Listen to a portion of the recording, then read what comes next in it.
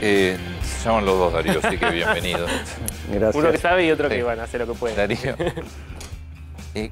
dame en un minuto un resumen de lo que es Pandora Papers. Pandora Papers. Gran filtración de documentos que muestran de 14 bufetes de abogados que en distintos paraísos fiscales creaban sociedades para personas de todo el mundo interesadas en crear sociedades y cuentas offshore en lugares de baja tributación. ¿Qué es lo que se filtra? Que hay un montón de políticos, más de 300 dirigentes políticos, 15 presidentes o expresidentes de América Latina, celebridades como Shakira, como Julio Iglesias. Argentina es el tercer país con mayor cantidad de personas involucradas en este tipo de cuentas. ¿Qué es una sociedad offshore? A ver, una sociedad offshore, partamos de la base que es una sociedad que se constituye fuera del país. Bien. Empecemos por ahí. Sí. Bien sencillo. Es legal. Totalmente legal. Mientras se cumpla con los requisitos que exige el país donde se constituye la sociedad, es legal. Tampoco la ley argentina prohíbe constituir sociedades fuera del país. El problema viene cuando ya hablamos de sociedad offshore, que tiene el prejuicio, la connotación de que se está armando en un país que es un paraíso fiscal o considerado un paraíso fiscal. ¿Qué es un paraíso fiscal? Y un paraíso fiscal es un país que tiene una legislación que es más generosa, más blanda, más beneficiosa para armar sociedades de maneras rápidas, sin preguntar demasiado, sin tener que revelar mucha información, sin tener que revelar la identidad. Entonces, básicamente, cuando se habla de una sociedad offshore es eso, es alguien que arma una sociedad en un país más blando que el país donde reside y arma este tipo de ¿Y sociedades. qué pasa si yo abro una sociedad en uno de esos países, pero la declaro en mi país? Está perfecto, no hay ningún inconveniente. Insisto, la ley argentina no tiene ninguna prohibición al respecto. El tema es que tenés que declararla. Por eso, tenés que... Sí. Es decir, porque si no, offshore es sinónimo de ilegalidad y no es. No. A ver, la legalidad o ilegalidad de la sociedad offshore la determina lo que vas a hacer con esa sociedad. Lo que pasa es que seamos realistas, o mejor dicho, no seamos tan ingenuos. Si vos armás una sociedad offshore, es muy probable que estés queriendo beneficiarte con algo. Yo no digo que querés cometer un delito, Sí. pero como mínimo querés pagar menos impuestos. Como mínimo. Y eso, de vuelta, si vos querés pagar menos impuestos, porque lo que se hace muchas veces es cambiar tu domicilio fiscal a otro país, pero si yo declaro, es decir, ¿por qué voy a pagar menos impuestos? Si yo tengo las cosas en orden y declaro las cosas como tienen que ser. Porque las actividades que vos vas a desarrollar a través de esa sociedad, para la legislación donde vos la armaste, tributan distinto que lo que tributarían acá. Pero con lo cual yo debería cambiar todos mis domicilios, debería no vivir en la Argentina. Y bueno, sería una posibilidad. Lo que pasa es que al hacer un offshore lo que te permite es eso, es hacerlo sin revelar necesariamente tu identidad. Y por otro lado, si vos no querés informarlo, no lo informás, que de hecho, si no se filtra, nadie sabe lo que pasó. Ahora, una cuestión es las empresas que crean sociedades offshore para o evadir o encontrarle la vuelta para pagar menos impuestos. ¿Qué pasa con otra cosa para la cual se dice que se utiliza mucho los paraísos fiscales, que es crimen organizado y lavado de dinero? Y bueno. ¿Cuán habitual es eso en la circulación? Muy habitual, muy habitual. Te diría que el porcentaje es altísimo y por eso está tan mal visto. Ya de entrada, cuando uno escucha offshore, y hay algo malo. Ahora, no es lo mismo. Está bien. ¿Y si vos abrís una sociedad en Estados Unidos, es un offshore? Pues sí, está bien. Offshore es siempre. Fronteras, Claro. Estamos de acuerdo, pero no es un paraíso fiscal Estados Unidos. Algunos estados de Estados Unidos están considerados Algunos estados, paraísos por eso fiscales. está Muñoz. Claro. Pero por ejemplo, Creo mirá, que Delaware. sí, Dakota también creo, pero te doy un ejemplo. Vos mañana te vas a Miami, decidido a comprar un departamento. Sí. Te ves con un agente inmobiliario de allá, que por supuesto todos hablan español, eligen el departamento que querés comprar, le decís que lo vas a poner a tu nombre. Y él solito te dice, no lo pongas a tu nombre. Armó una LLC. Armo no, o sea, arma no. Yo te voy a presentar un abogado, un contador, en 72 horas tenés una sociedad armada en Islas Caimán, la sociedad está a nombre de tus hijos, vos no figurás en ningún lado, ese inmueble queda para la sociedad y además el Estado americano no cobra después el impuesto que tiene que cobrar por la transferencia en una herencia, en una sucesión. O sea, la gente se escandaliza, pero también es verdad que esto existe, esto está a la vista de todos hace años. Y eso no sería un delito en este caso, sería a lo mejor para evadir el pago de un impuesto en una sucesión. Sí, pero no sería un delito siempre y cuando vos declaraste en la Argentina el dinero que tenés afuera para comprar un departamento. Porque si vos ya no lo declaras, estás de movida, es un delito de evasión. Totalmente, es evasión. Claro. Sí, sí. Y en ese caso estás evadiendo dos impuestos. Claro, Estados Unidos y Argentina. Exactamente. Y ahora, ¿qué te dice a vos que Argentina es el tercer país con mayor cantidad de personas? Son creo que 2.500 personas 2.500. A ver, prácticamente está todo dicho. Lo que pasa es que hay que pensar por qué llegamos a esa situación. O sea, muchas veces uno recurre a un paraíso fiscal también porque la presión fiscal que tiene en su país es asfixiante. ¿Qué tan seguro es un paraíso fiscal? Porque No. evidentemente en algún momento se filtran casos. No. Como ahora. Está clarísimo. Y lo que yo creo es que cada vez que avanza la tecnología, que avanzan las comunicaciones, es menos seguro. Y están las pruebas a la vista. Antes no salían a la luz tan fácil estos temas. Y ahora cada 2 o 3 años salen uno de estos temas. Igual en el caso que vos nombrabas del departamento, en algún momento los hijos de esa persona van a aparecer ellos como los propietarios. Van a quedar como propietarios de la sociedad, O sea, no del departamento. bueno, pero la sociedad tiene un departamento, como Sí, sí. Sí, pero al ser un offshore que no te pregunta nada, supongamos que le decían en Isla Caimán, no preguntan nada. Si estos chicos no declaran acá que forman parte de esa sociedad, no existió.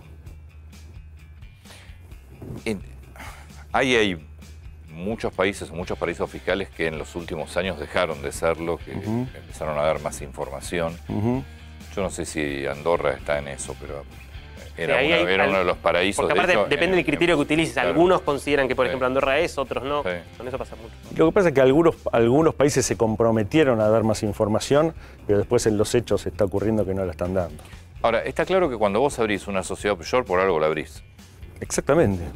A ver, no sé, pongamos un ejemplo que te están proponiendo un negocio totalmente legal y que Bueno, te yo dice... digo, el departamento que vos nombrás recién. Sí, Una persona que tranquilamente puede querer invertir en un departamento. con plata blanca. En Miami, en Barcelona, donde fuere, con plata declarada. Ujú, Transferís el dinero al exterior. ujú. Después, si vos comprás a través de un offshore o no, Claro, pero vos acá lo declaraste. ¿Y por qué lo harías a través de un offshore? ¿Por qué lo harías y no comprarías Para no directamente a título pagar en de- Estados Unidos, por ejemplo. O por ejemplo, si vos alquilás ese departamento, los alquileres no ingresarían a tu patrimonio, sino al del offshore. Y también lo evadís de acá. Claro. Sí, eso es relativo, porque acá cuando tenés un departamento afuera, me parece que ya de movida tenés intereses presuntos de un alquiler. Yo creo que la FIPA acá ya de movida... Claro, pero si lo compras a través de un Sospecha, offshore y no está tu nombre, ese No, es por el eso, problema. pero si vos, de vuelta, si vos querés hacer una operación legal, vos transferís el dinero y lo declarás en la FIP que lo estás transfiriendo, que es tuyo, que tenés una cuenta afuera. Ujú, Si vos te podés comprar tranquilamente algo afuera, declarado. ujú. Totalmente. Ahora, ¿para qué abrís una offshore? Y sí. Y en este caso lo que te proponen allá es abrirla para que si después vos falleces no tengas que pagar el impuesto a la transferencia en la herencia. Entonces, haces la offshore, la pones a tus hijos como beneficiarios y el departamento, el día que vos te morís, quedó para ellos. Ahora, en este caso, vos declarás, por ejemplo, tenés que declarar a la FIP que tenés un offshore. Ahora, la FIP Tenés. tenés que declarar. Si le declarás, la FIP entonces automáticamente sabe que esa offshore tiene una propiedad y entonces te va a cobrar a vos por esa propiedad o por ahí. No. Vos vas a declarar cuál fue el capital con el que constituiste el offshore. Nada más. Creo que la FIP después no te llama y te dice, ven, me presenta los balances de los... La FIP te va a llamar si tu declaración jurada es inconsistente. No, pero si yo presento una declaración y digo, yo tengo esta sociedad. Sí. Eso es lo único que... La FIP después no te llama para que le expliques qué es la sociedad esa y qué tiene. Habitualmente no. Vos tributás lo que tenés que tributar, el contador te dice, por esta sociedad pagás tanto, Sí. se acabó la historia. Ahora, vos, Sí. vos como país, porque Sí. uno lo que ves muchos países, tipo Panamá, Belice, que dicen, Vengan. vengan, ¿no? Ujú. ¿Tenés incentivos para crear un paraíso fiscal si sos un país que por ahí sos chiquito, poca población y pocos recursos? Pero sí, porque mueve una cantidad de dinero monstruosa. Si lo que están mencionando acá en el tema Pandora es de más o menos unos 9.000 millones de dólares de activos. Vos imaginate que los abogados que hicieron eso cobraron, los contadores cobraron, los escribanos cobraron. Eso paga impuestos en el lugar donde se hizo. Todos los años hay mantenimiento de esas sociedades, hay tasas, libros, contabilidad. O sea, mueve una cantidad de dinero impresionante. Claro que sí. Qué bárbaro el dinero negro que se mueve. Bueno, y ahí está el tema de droga, armas, Claro, crimen. Sí. porque nadie pregunta demasiado. Sandra, ¿cómo estás? Buen día. Hola, ¿qué tal? Buen día, Antonio. Bien. Estamos tratando bien. de entender un poco de qué se trata una sociedad offshore y qué hay de legal y qué hay de ilegal. ¿De qué dinero estamos hablando en esta investigación que hicieron todos ustedes a través del mundo, en distintos medios del mundo y que se conoció ahora en forma simultánea como pasa? ¿De cuánto se imaginan que es el monto en estas sociedades que se descubren? Las fortunas que estamos viendo son fortunas que van entre los 2 millones de dólares y los 100 millones de dólares. En general estamos en ese rango de dinero. Hay 2.521 argentinos que en los últimos años son beneficiarios finales de compañías offshore en distintos paraísos fiscales.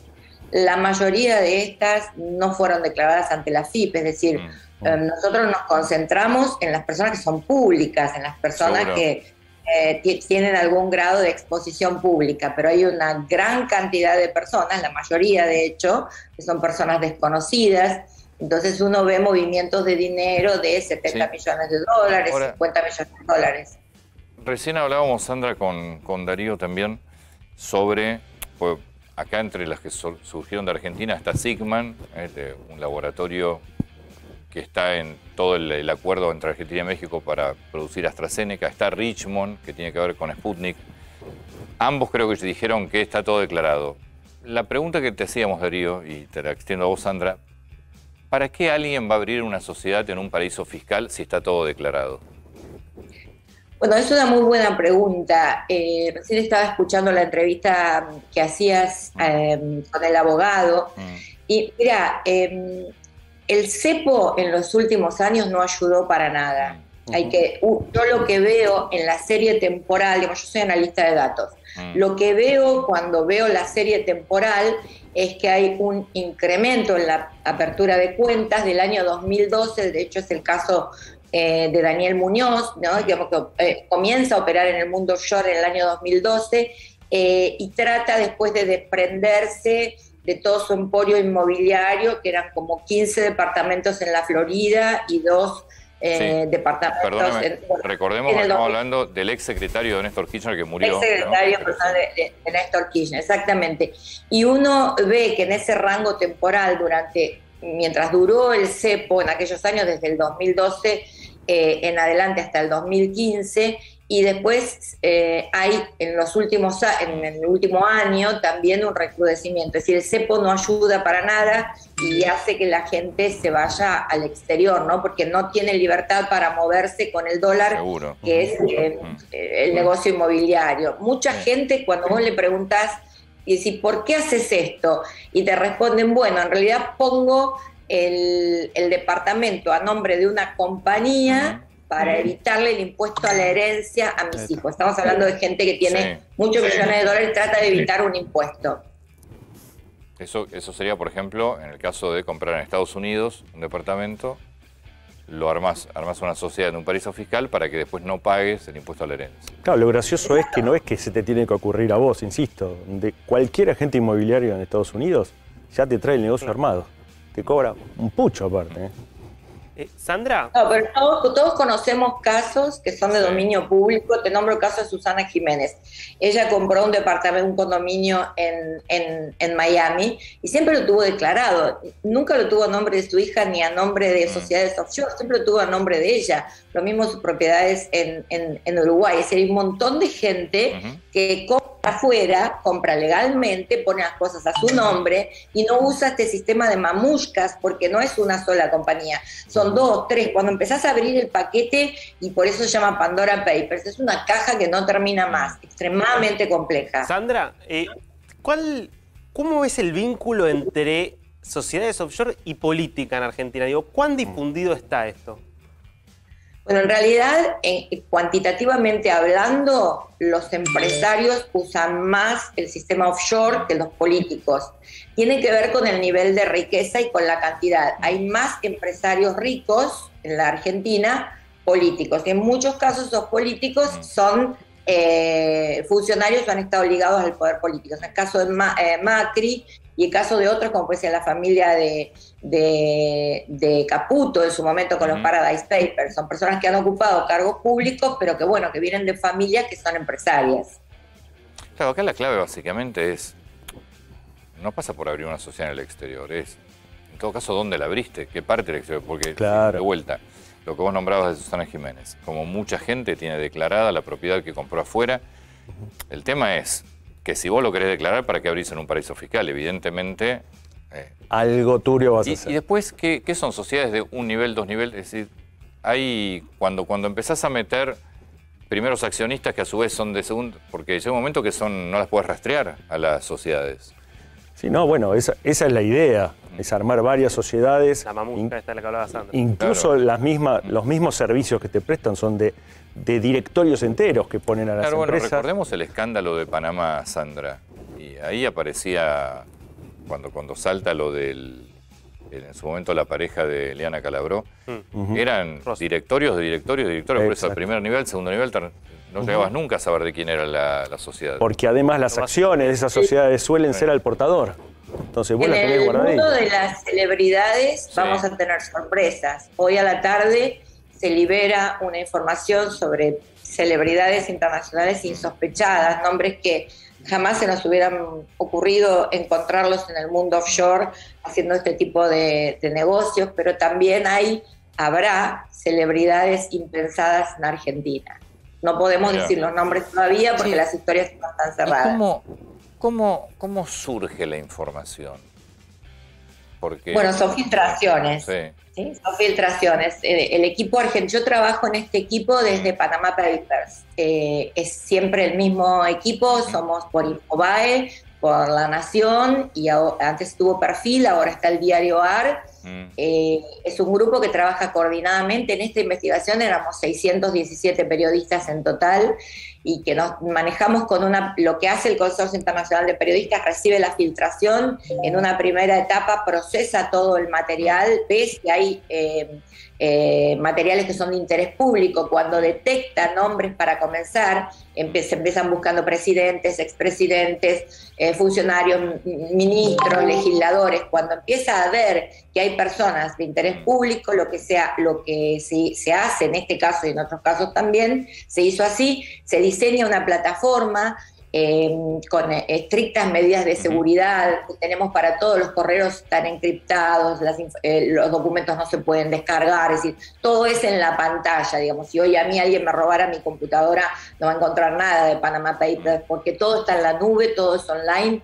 Y lo que se hace es generar un sistema que de esos documentos, muchos de los cuales son fotos de pasaportes, ahí hay fotos, información muy personal, hay fotos de pasaportes, correos electrónicos, hay resúmenes de tarjetas de créditos, resúmenes de facturas de luz. Digamos, estos bufetes lo que te piden cuando vos querés abrir una offshore es, ok, mandame el registro de tus propiedades, tus escrituras, mandame tu recibo de la luz, del gas, tu factura de crédito, tus movimientos. Es decir, uno tiene acceso a todo. Entonces ahí hay, primero, normas de confidencialidad sobre qué podemos decir y qué no podemos decir, y por el otro lado, esa información de fotos, por ejemplo, que está encerrada adentro de una foto, como puede ser la foto de un pasaporte o la foto de un registro contable.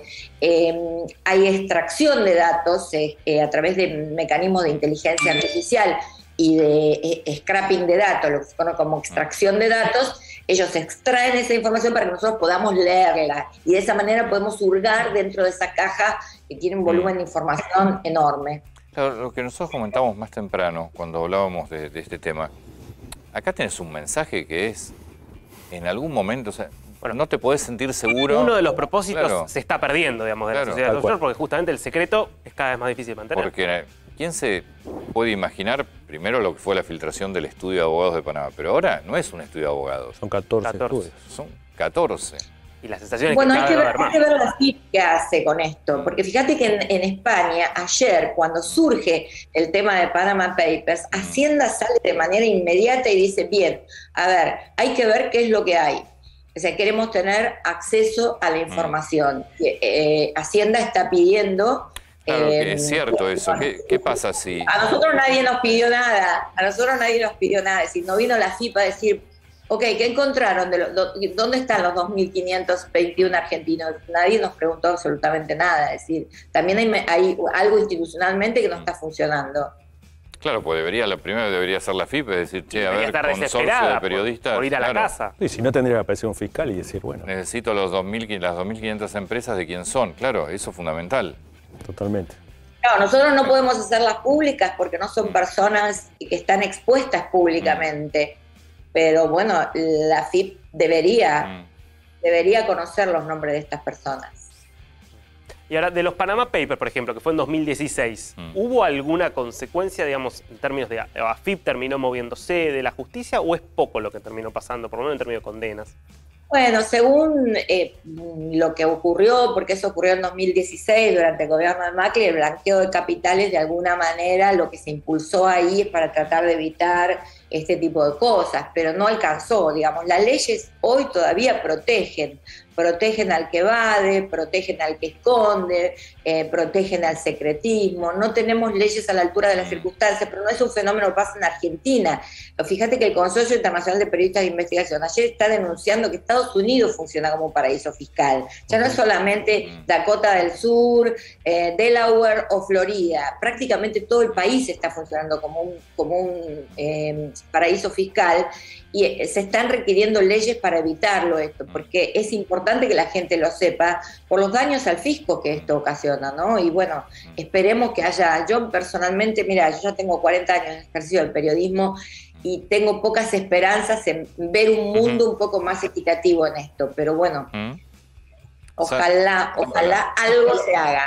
algo se haga. Sandra, muchas gracias, gracias por tu tiempo. Gracias a vos, Antonio, y a todo el equipo.